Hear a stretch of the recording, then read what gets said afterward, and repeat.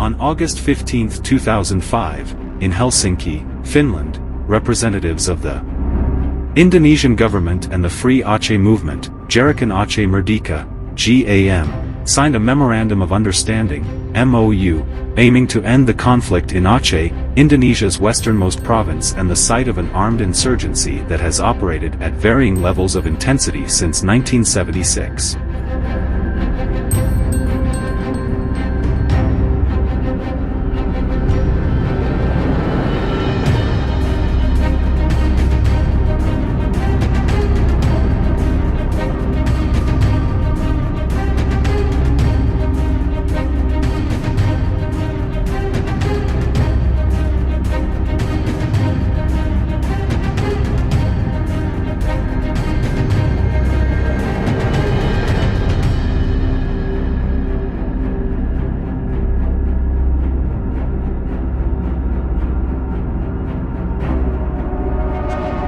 The immediate background to the peace talks when they began in January 2005 did not seem propitious.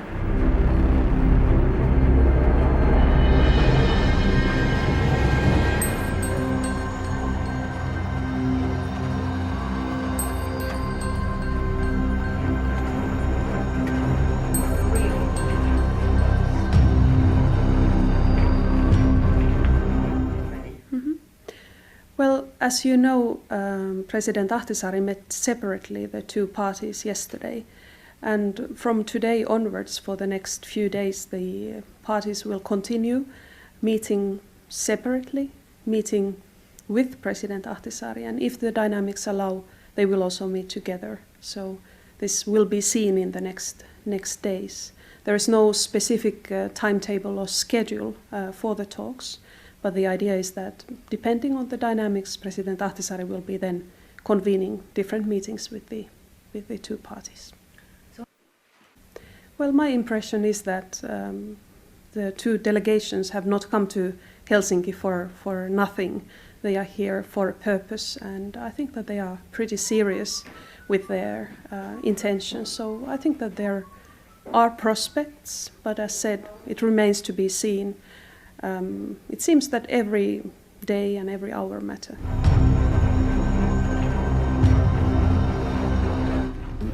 The tsunami has brought a certain sense of urgency to the situation, and it's obvious that it is there also to be elaborated and discussed by the delegations as well.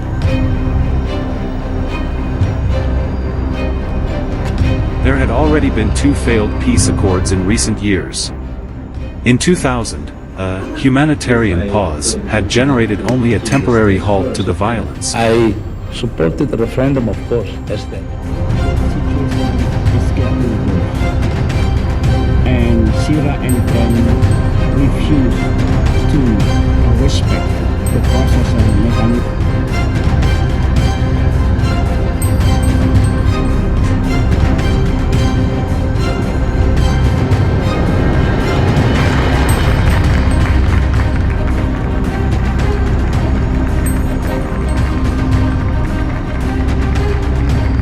December 2002 Cessation of Hostilities Agreement (COHA) ended when the Indonesian government declared a military emergency in Aceh in May 2003 and announced that it wanted to destroy GAM once and for all. Aceh seemed destined to endure many more years of armed conflict. The next 2 years, however, saw important changes on both sides that paved the way for a return to talks. The government's military offensive took a major toll on GAM and gave rise to battle fatigue among its supporters. Some GAM leaders began to feel that their existing strategy of armed struggle for independence had reached an impasse. Meanwhile, a presidential election in late 2004 handed control of the Indonesian government to two men, President Susilo Bambang Yudhoyono and Vice President Yusuf Kalla, who were personally committed to negotiations as a means of ending conflict.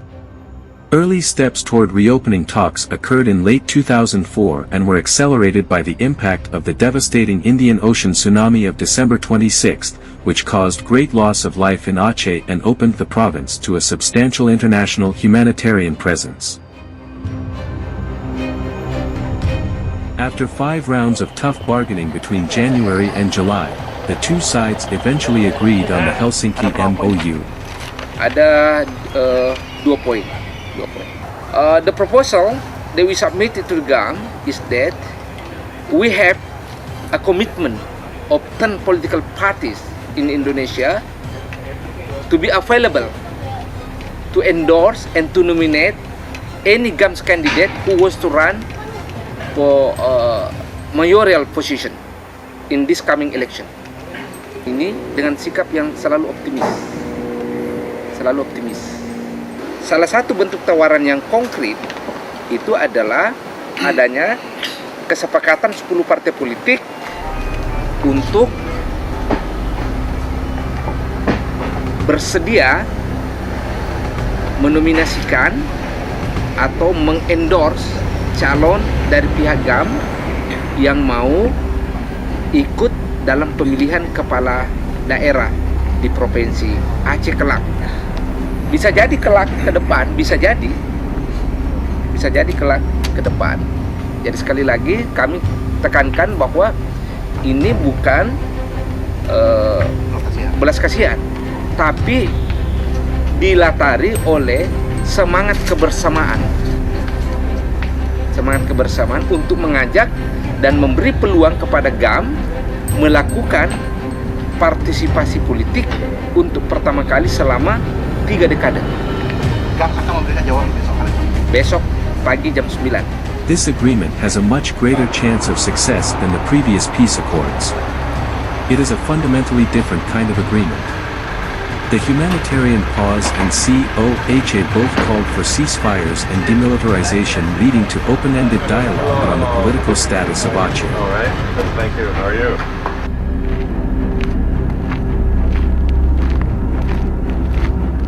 Yeah, they have proposed a way of establishing the political parties. They have proposed, and this we welcome their proposal and for further consideration. And if the true mechanisms are really in place, I think the question of political participation would be overcome, and we are nearing to an agreement. Okay, so that's tomorrow. Yeah. Okay.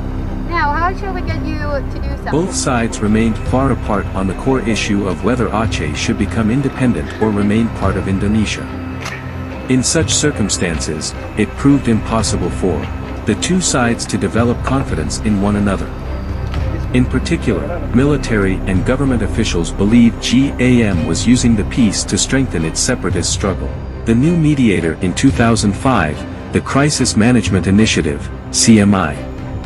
A former president of Finland, Martti Ahtisaari, reversed the sequence for peace. Using the formula that nothing is agreed until everything is agreed, he required the two parties to agree on the broad outlines of a political formula before a ceasefire and related security arrangements would be put into effect. This placed great pressure on them to modify their positions. An agreement became possible after GAM announced in February that it was willing to set aside its goal of independence and accept a solution based on self-government for Aceh within the Indonesian state.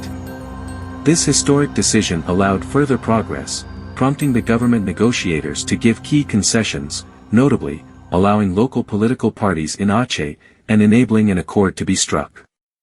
Unlike the previous accords, the MOU includes the outline of a comprehensive peace settlement. It does not deal only with security matters but also sets out in broad terms a new political relationship between Aceh and the Indonesian state, to be embodied in a new law on the governing of Aceh. The MOU also includes provisions concerning political participation, human rights, the rule of law, and economic matters, as well as measures for the disarmament of GAM and its members' reintegration into society. Also distinguishing it from previous accords are much more robust monitoring provisions, with an Aceh monitoring mission sponsored by the European Union and participating countries from ASEAN, Association of Southeast Asian Nations. With the basis of a political solution in place, it should be easier for the two sides to develop trust in each other's intentions than in the previous failed peace attempts.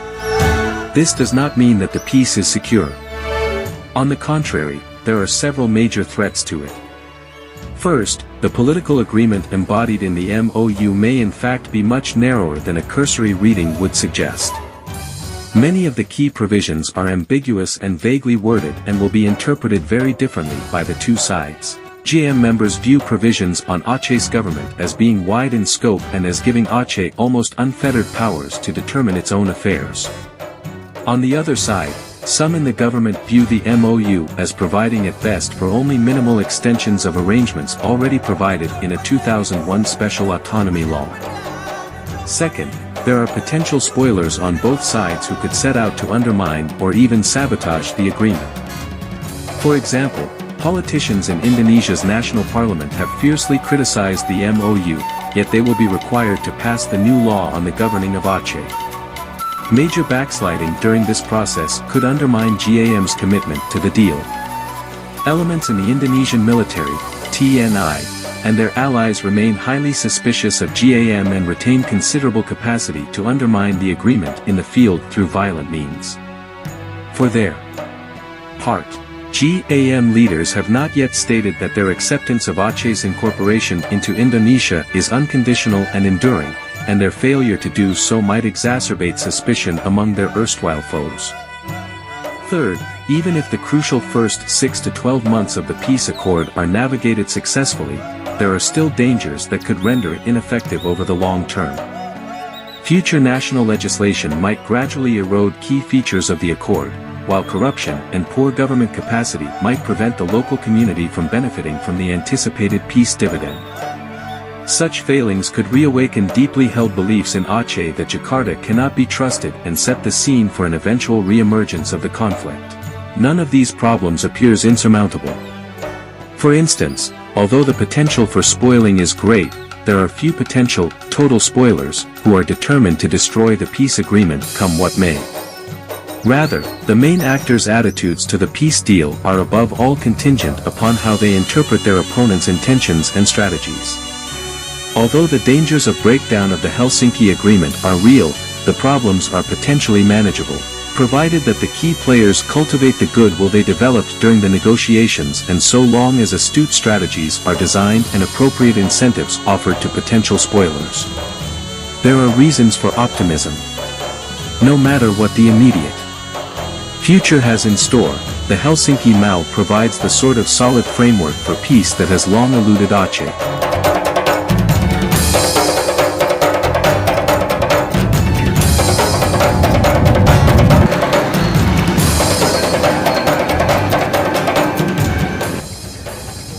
Bagi saya baik karena kalau kita ingat korban berjatuhan itu cuma-cuma ya. Nah, lebih baik kedua belah pihak harus menekan.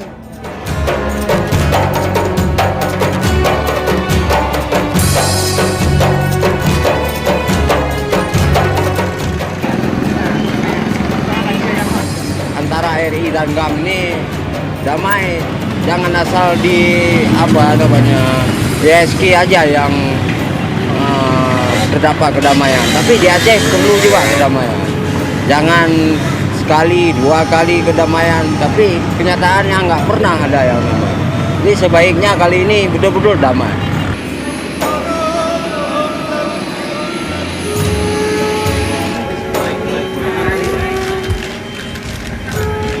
Good morning. And that I hope will lay the basis for peaceful, stable and prosperous conditions in Aceh as part of the Republic of Indonesia.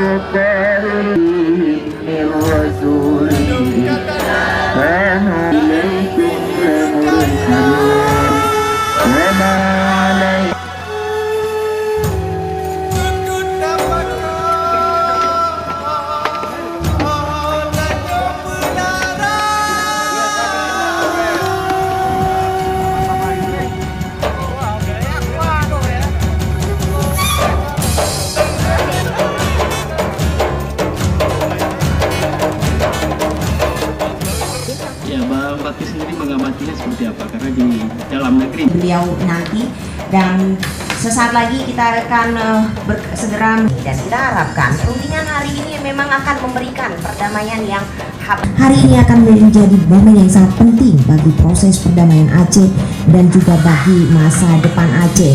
Sebuah nota kesepahaman akan ditandatangani pada hari ini jam 3 sore nanti. Kita tentunya setelah kita lewati masa-masa yang cukup sulit pasca tsunami, bahkan setelah 30 tahun berada dalam situasi